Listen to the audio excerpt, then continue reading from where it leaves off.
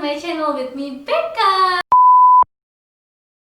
Nah, di video kali ini aku bakal bahas 10 future online jobs. Kenapa kok aku memutuskan untuk buat konten ini? Karena aku tahu banget di masa-masa saat ini, di kondisi kayak gini, banyak banget pekerjaan yang dilakukan secara online. Entah kalian kerja jadi online, entah kalian bersekolah jadi online. Nah, kenapa aku mau bikin konten ini? Karena aku mau kasih kalian, teman-teman semua, rekomendasi pekerjaan-pekerjaan apa saja sih yang bisa dilakukan secara online. Lumayan kan buat nambah-nambah penghasilan. Nah, buat kalian yang masih SMA, buat kalian yang masih berkuliah, ataupun kalian yang fresh graduate, kalian nggak perlu khawatir tentang masa depan kalian. Kalian nggak perlu bingung lagi kalian harus bekerja jadi apa, kalau online gini pekerjaan apa saja yang harus dikerjakan. Nah, kalian nggak perlu bingung karena sebenarnya banyak banget pekerjaan yang bisa dilakukan secara online. Nah, aku kali ini bakal kasih kalian 10 rekomendasi online jobs. Yuk, tanpa berlama-lama lagi, yang pertama itu adalah sesuatu hal yang sudah sering sekali dilakukan, yaitu online seller. Walaupun nggak dalam kondisi kayak gini, aku rasa online seller ini juga lagi booming di era-era milenial ya. Entah itu online seller di bidang fashion, baju, pakaian, makeup, makanan, dan banyak banget online seller saat ini yang biasa disebut sebagai online shop. Nah, kalian bisa melakukan online seller.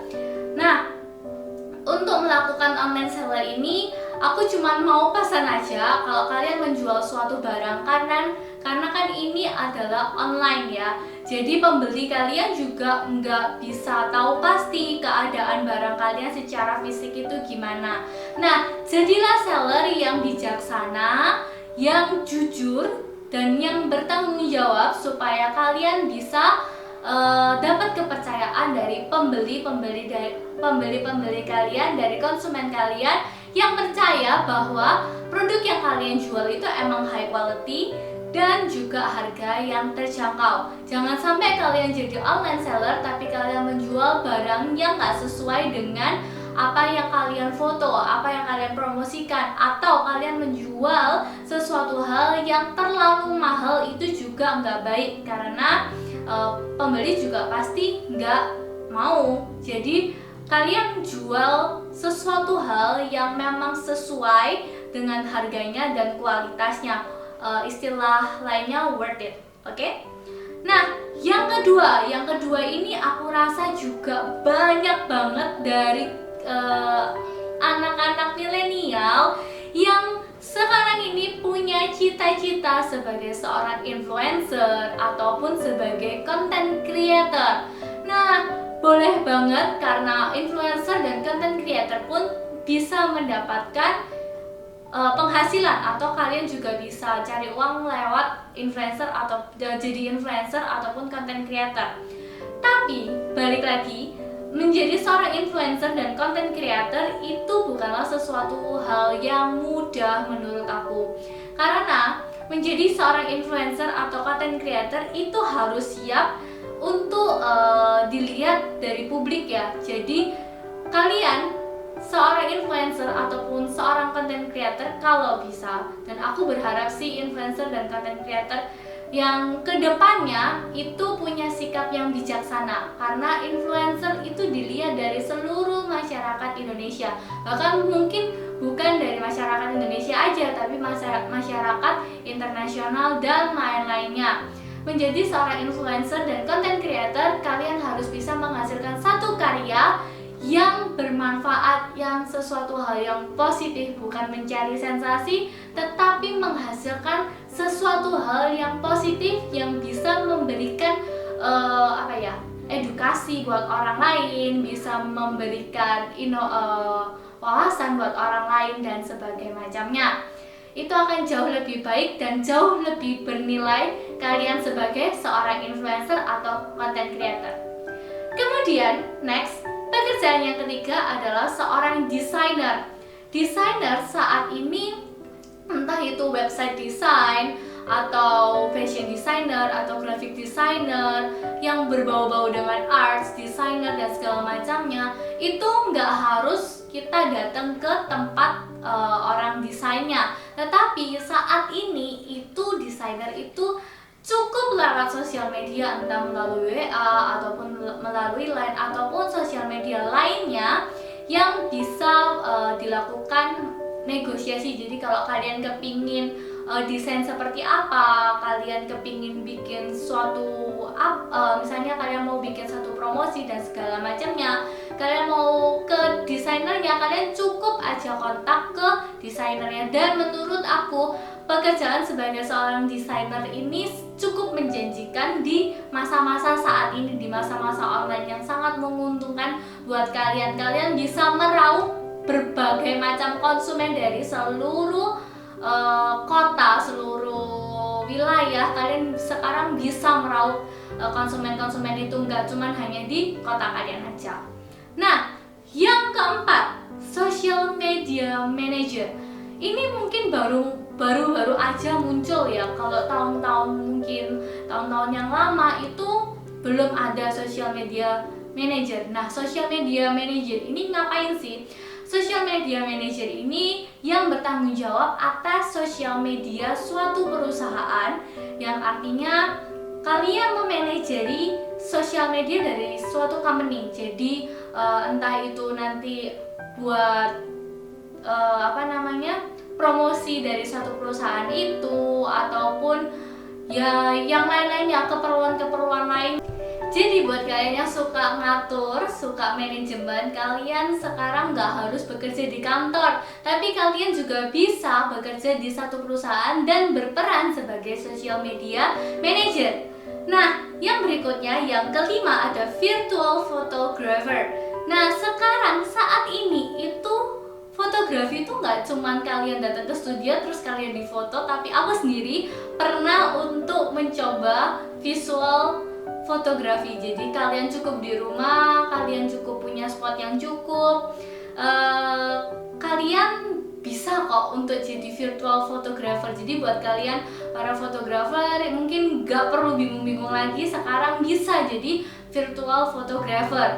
Jadi kalian sama klien kalian di tempat yang berbeda, cukup dengan secara virtual, maksudnya dengan menggunakan salah satu media sosial, misalnya Google Meet. Nah, terus nanti dari klien kalian punya HP dan kalian cukup fotokan dari situ. Ya, cukup kreatif sih ya kalau menurutku, bisa muncul istilah virtual fotografi dan sebagai virtual photographer. Nah, kemudian yang keenam ada voiceover artist. Voiceover artist ini apa? Sekarang ini banyak banget yang lagi booming-boomingnya bikin podcast. Nah, bikin podcast itu juga sesuatu hal yang menarik kalau kalian bisa menghasilkan podcast karya-karya yang menarik, yang bermanfaat, yang positif. Sebenarnya voiceover artist ini juga hampir sama kayak influencer. Nah, voiceover artist ini itu lebih ke arah cuman suara aja ya. Kalau influencer sama content creator kan harus ada mukanya. Kalau podcast itu cuman hanya suara di berbagai macam platform yang ada. Nah, menjadi seorang voiceover artist ini juga harus membagikan materi-materi yang positif tentunya. Jangan sampai kalian membagikan materi-materi yang mengandung muatan-muatan negatif yang akhirnya mempengaruhi masyarakat Indonesia yang ya begitulah. Oke? Yang ketujuh ada proofreader. Proofreader ini apa? Bagi kalian yang punya kemampuan untuk berbahasa, kalian bisa banget jadi proofreader. Proofreader ini bekerja di suatu perusahaan, terus kalian yang mengecek kayak ada mungkin file-file yang penting, terus kalian mengecek dari grammarnya, tata bahasanya, dari struktur bahasanya, itu proofreader. Dan sekarang proofreader bisa dilakukan secara online, gak harus kalian datang di kantor perusahaan tersebut. Seperti itu. Nah, yang kedelapan adalah jadi kalian bisa menjadi seorang writer.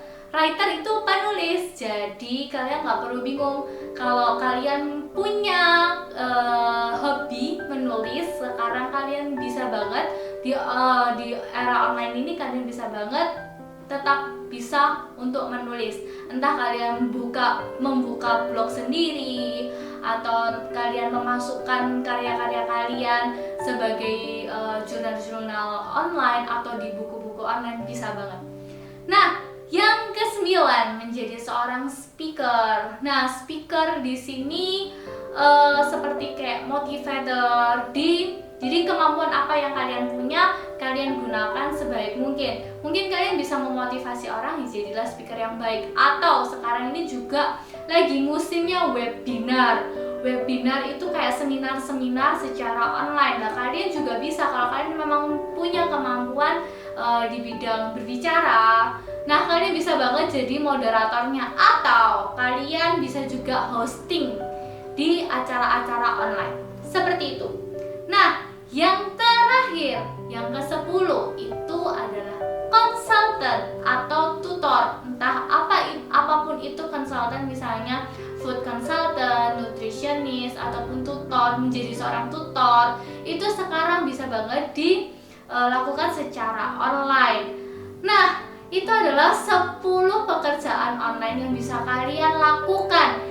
Sebenarnya di masa-masa saat ini itu kalian nggak perlu bingung mau kerja jadi apa, karena teknologi yang sudah cukup maju, sudah cukup canggih, dengan berbagai macam platform sosial media yang sudah disediakan, kalian bisa banget untuk berkarya.